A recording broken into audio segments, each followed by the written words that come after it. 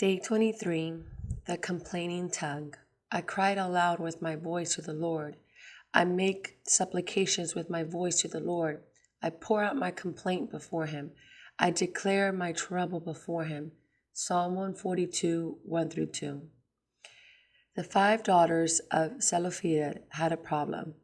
Their father had died in the wilderness before the Israelites came into the promised land. Zelophehad did not have any sons to inherit his portion of the land, and the law did not provide for women to receive the son's portion instead. Consequently, his daughters, not having a father, brother, son, husband, or any other man in their immediate family, were left out completely. Rather than complaining to others, they called a congressional hearer, Numbers 27, and presented their petition for an inheritance to Moses and the leaders. When Moses took their case to God, he agreed with women and granted their request. Now, what do you think the outcome would have been had they simply whined to anyone in the multitude who will listen, rather than bringing to those in the authority? I doubt they would have obtained their inheritance. A legitimate complaint can only be resolved if you direct it to the one who can change your situation. Only a few people who are dissatisfied, annoyed, or upset by an express actual take steps to officially complain about it. They prefer to waste time soliciting others to commiserate with them. What an exercise in futility. Not only could their input to the right person improve things for them, but for others as well. For example, on several occasions, I find myself in a store where the line is growing longer by the minute. Rather than joining the customers who are whining about the situation, I seek out something yelled for to the store manager and ask him to open another register. Most of the time this works. The psalmist in the opening scripture of this chapter did not bore, frustrate, or waste time of others with his complaint. He declares, I pour out my complaint before him, the one who brings change.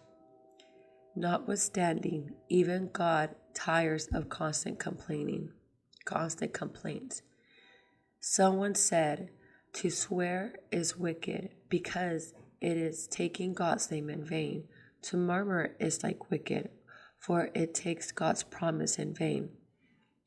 During your tongue fast, become aware of how often you complain about non-essential matters such as a rainy day, traffic jams, boring television programs, lazy coworkers, and so on.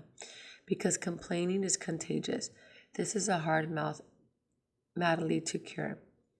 In the past, I found myself joining in with complaining wives who just have something in common with them. Even though my husband was not guilty of the things about which they complain, I knew I risked envy and alienation if I confessed to what a wonderful, supportive man he is. Sometimes I will try to search for something to whine about and will come up with something as shallow as the fact that he eats several times a day. The man maintains a proper weight and makes his own food most of the time. What is there to complain about except that I resent his metabolism? If you are a complainer, you must start to resist the constant ain't it awful party. Trust me, others will be glad you did and will stop dreading conversations with you. This is not to say you shouldn't seek an occasional sympathetic ear or wise counsel from a value source.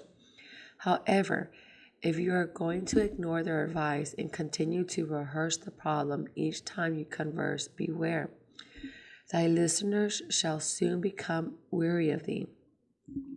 Whenever you feel a complaint coming on, replace it with a statement of gratitude or a declaration of a scripture you have personalized.